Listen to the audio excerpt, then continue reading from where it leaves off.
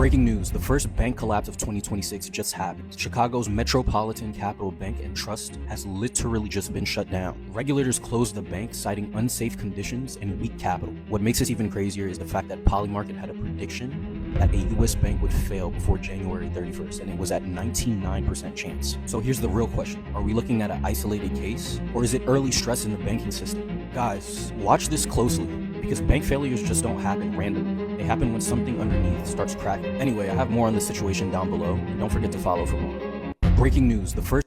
When those prediction sites predict that something's going to happen, that's not what it is. They have insider information. I literally was just watching a video on this a couple hours ago. They get insider information. They have inside traders. They have insiders that are traders as well, making a lot of money off of these events that are planned. It doesn't just up and happen. Those that are in the knowing are always in the knowing beforehand. Simply put. If you're seeing this message on your bank app, then you need to look out. If I was you, I would take out all my money out the bank, as much as I can, because it's about to collapse. It's about to collapse. It's about to collapse. The Federal Reserve is not the U.S. Treasury. The Federal Reserve, Fed, is an independent central bank. Independent means they don't follow any guidelines set by the government. These are very rich people, like the Rockefellers, like J.P. Morgan, like Carnegie, Vanderbilt. These are the people that put money into the Federal Reserve. The Treasury just prints the money.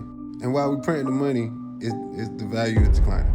And do some research, why don't you, into the Federal Reserve and how they got put in the position that they are today, where they control our whole supply of money, the printing and distribution of our money. Oh, the rabbit hole goes deep. That Titanic movie, you thought it was just a movie.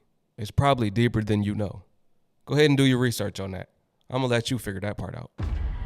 Hey, set apart ones, wanna let y'all know something. Make sure y'all go check y'all accounts to make sure you guys still have access to them.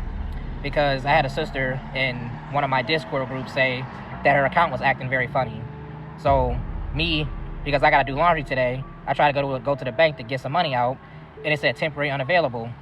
So I had to go to a liquor store and get money out. So I ended up taking more money out than what I needed, just in case the banks act stupid again. And then I had in my other group that I'm in, another text message group that I have, is 4 of us.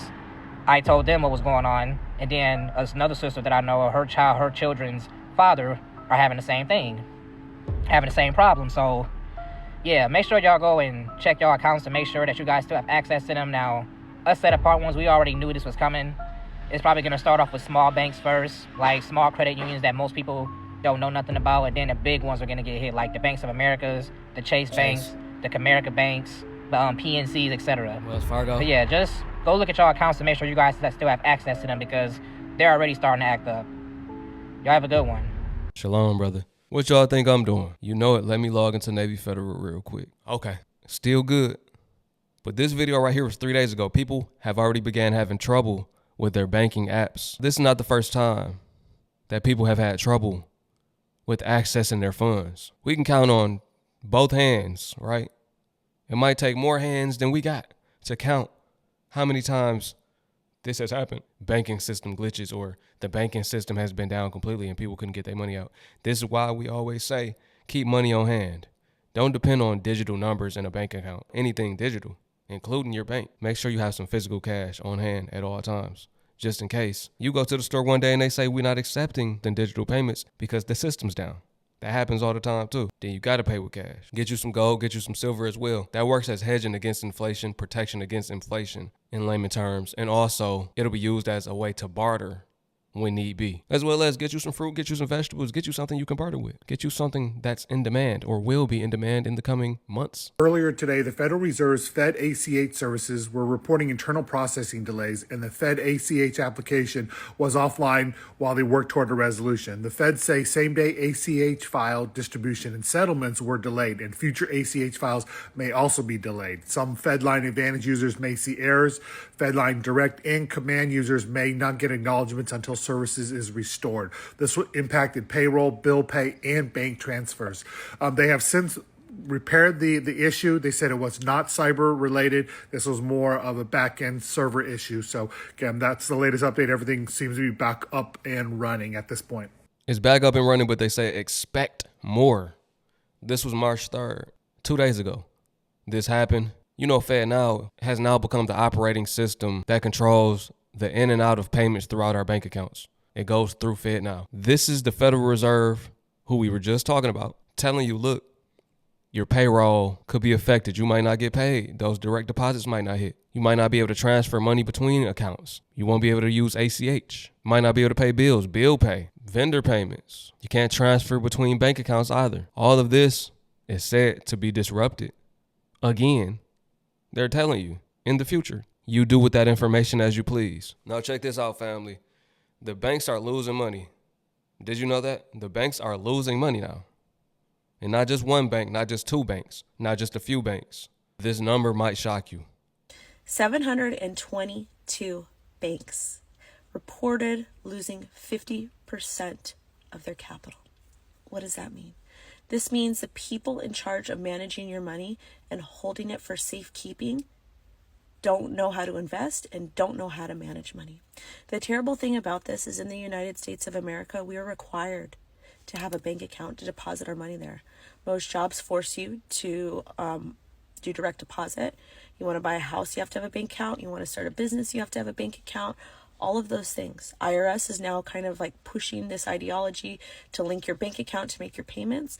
So not only are we forced to put our money in these banks, banks are not required to hold your reserves. That means if you deposit something, they're not required to hold it and segregate it. They can take it and invest into different things on your behalf. And they'd also charge you for a bank account. Yep, that's why if you go to the bank and you try to take out anything over $10,000, you have to order it. They got to call another bank. Let us borrow some of that money that y'all got over there because we don't have it. So send us that $10K and then we'll send it back when we get it. It goes in a circle like that, in a cycle. They cycle the money between different banking institutions. They never keep it on hand like that. Not a large amount of it.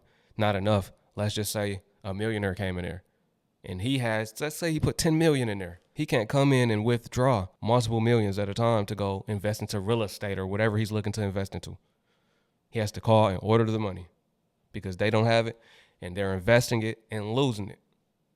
They're not even good investors either. 722 American banks have reported losses of 50% of their capital. Imagine that. And I just wanted to get the numbers for y'all. Small regional banks typically control $1 billion to $5 billion. Let's just say of that $5 billion, they lost $2.5 billion of it. Mid-sized banks, $10 billion all the way up to $50 billion in capital. Of that 10, let's say they lost $5 billion. Of that $50 billion, $25 billion lost due to bad investments. The banks don't even know how to manage the money correctly. This collapse is going to be monumental. If y'all can't see the writing on the wall yet, stay tuned. But no, wait, we're not done. Those are just small and mid-sized banks. Large banks control $100 billion plus in capital. And of those 722 banks, 31 of them reported having negative equity. 722 banks.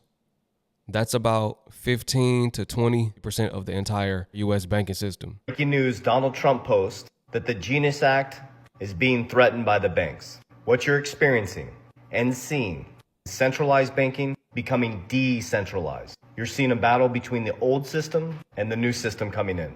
Genius Act got passed, which was stablecoin regulation, and that absolutely freaks the banks out because we, the people, can earn on our money.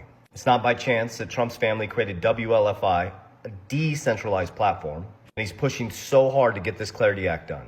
Because with Clarity, go into full decentralization. Traditional banks will have to come into decentralization. Decentralization will become traditional banks. You're witnessing the rewiring of an old archaic banking system into a new banking system. The central bank to a decentralized bank. But here's the thing. This has to move on. This has to go forward because we, the people, now have a choice. And the banks understand that. And that's why they're pushing back. They don't want us to earn on our money. They want to centralize all the control. This is the greatest opportunity in history for you to invest in the new rails. So pay attention. When you look this way, there's a whole nother narrative going on this way. Warriors, rise!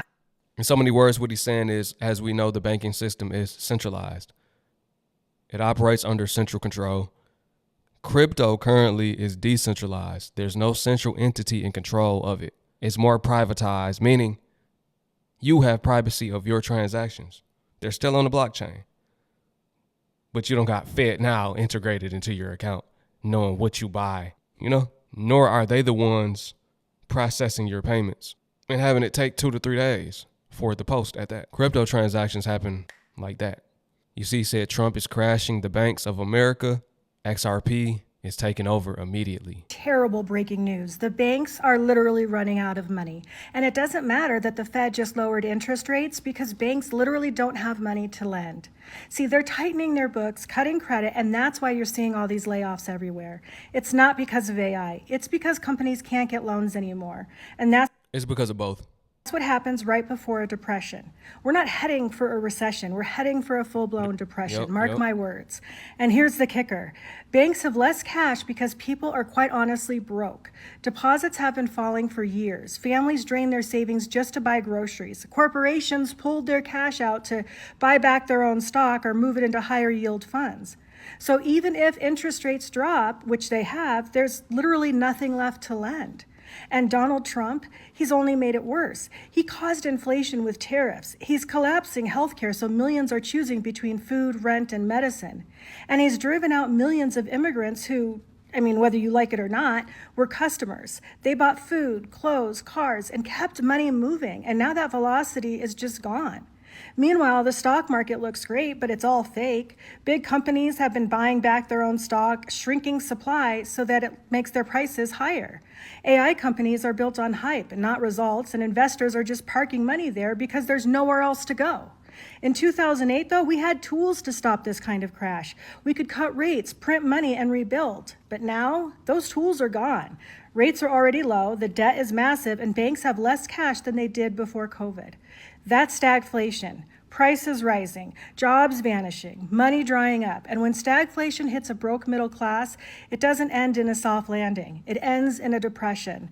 So don't let them tell you that this is normal, because it's not. It's deliberate. They're crashing the system so they can rebuild it in their image. And this time, sadly to say, there is no parachute for us. In their image, those that can identify that number of the beast, y'all know what I'm talking about, right? It's going to be in that image. Now look, the old system is collapsing so the new system can emerge. We should have an understanding of that by now. If you don't, do your research. The internet is for you to learn, educate yourself, and then inform your friends, your family, most importantly, so that they are aware as well.